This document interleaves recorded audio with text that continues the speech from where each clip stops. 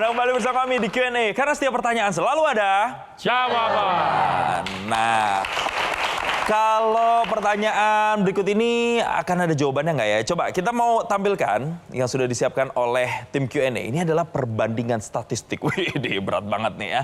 Jadi Jumhur Hidayat 4.272 followers. Ibu Alia 13.000 followers plus ada ting centang birunya juga.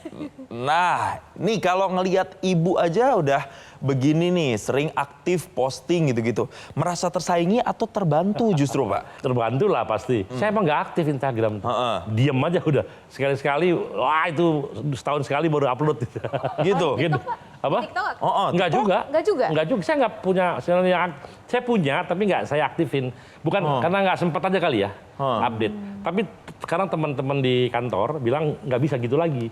Lo tunjukin bahwa lo kerja lo ini biar publik tahu gitu. Sekarang mereka mau ngatur ini.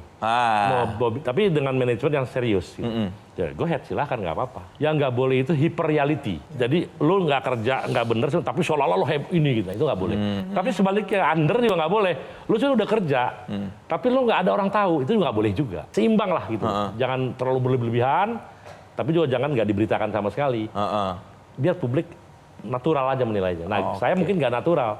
Kadang-kadang apa yang saya kerjakan, publik nggak tahu. Gitu. Nah, menurut teman-teman di tim media gitu, nggak bisa gitu lagi. Coba kalau kita tanya Kang Adi. Kalau dalam dunia kerja pejabat publik, saya kira memang perlu juga untuk diamplifikasi dan dipamerkan. Karena banyak sekali sekarang anak-anak muda dan bahkan kita semua sering memberikan vonis ke orang. Kalau medsosnya nggak aktif, seakan-akan nggak pekerja, Bang. Kan itu yang harus diantisipasi. Saya kira orang seperti Bang Jumhur memiliki track record dan komitmen untuk bekerja, saya kira cukup luar biasa. Jadi medsosnya kalau diamplifikasi, apapun yang dilakukan terkait dengan komitmen terkait dengan lingkungan hidup, saya kira ini juga akan menjadi ukuran bagaimana isu-isu yang dibangun. Nah, yang kedua sebenarnya kalau kita dari jauh, Bang, bahwa isu lingkungan itu menjadi isu lingkungan penting, terutama di kalangan elit, Bang. Menurut saya ya, memiliki portofolio mentereng untuk menyampaikan ini, bahwa isu lingkungan hidup itu harus menjadi top of mind sebenarnya. Salah satunya adalah melalui media sosial. Saya hakul yakin bahwa ketika Abang memulai ini di media sosialnya, karena di dunia digital kita yang serba cukup luar biasa, jadi isu-isu lingkungan itu akan menjadi sesuatu yang menarik. Kalau kita tanya kepada adik-adik kita nih, Bang, isu lingkungan itu nomor 400, Bang. Yang pertama itu ya isu ekonomi apa dan seterusnya. Kalau kita melihat sekitar kita, jangankan Jakarta lah, sekitarnya. Bisa di BSD, Tangerang Selatan, Bekasi, Depok. Itu tingkat kepanasannya hari ini cukup luar biasa, Bang.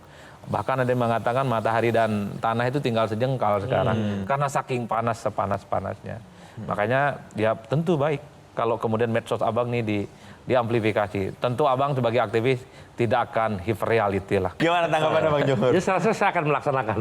Akan ya, ditunggu nih berarti ya? Saya langsung follow loh, Bang. Apa yang saya akan laksanakan. Akan dilaksanakan. Demi kebaikan semua kan.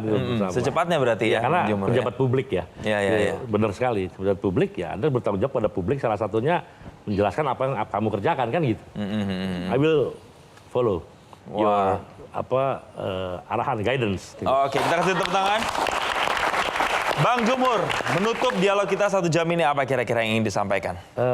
Mudah-mudahan saya kuat dan saya bisa seperti harapan teman-teman semua. Dan sejauh ini sih saya tough ya. Sampai saya kalau membela keyakinan, resiko apapun saya tanggung gitu. Nah, mudah-mudahan ketika sekarang juga seperti itu. Dan so far selama sebulan ini saya sudah tahu dan sudah mengerjakan langkah-langkah tadi. Terakhir sekali, singkat saja, Bang Jumhur, Indonesia ke depan lingkungannya, mimpinya akan seperti apa? Saya rasa recovery terus-terusan kita lakukan. Dan kita harus naik derajatnya lah dari waktu-waktu sebelumnya. Dan mudah-mudahan keberadaan saya itu dan guidance dari Presiden mampu mengangkat indeks lingkungan hidup di kita ini. Sekarang udah membaik lah begitu. Dan akan insya Allah jauh lebih baik lagi dengan determinasi yang kuat dari kita, pejabat, dan dukungan civil society, dan nasihat moral supaya orang tidak serakah nomik lagi. Mudah-mudahan Indonesia semakin naik peradabannya dalam masalah lingkungan kira-kira gitu. Amin. Terima kasih. Kita kasih tepuk tangan. Bang Jour, Menteri Lingkungan Hidup Republik Indonesia. Semoga perbincangan kita kali ini di Q&A bisa memberikan inspirasi untuk Anda. Tapi sayang sekali perjumpaan ini harus kita akhiri sekarang. Tapi kita akan kembali minggu depan di jam yang sama. Untuk itu mewakili rekan-rekan yang bertugas, saya Jason Sambo pamit undur diri. Terima kasih telah menyaksikan Q&A. Karena setiap pertanyaan selalu ada jawaban. Sampai jumpa. Yeay.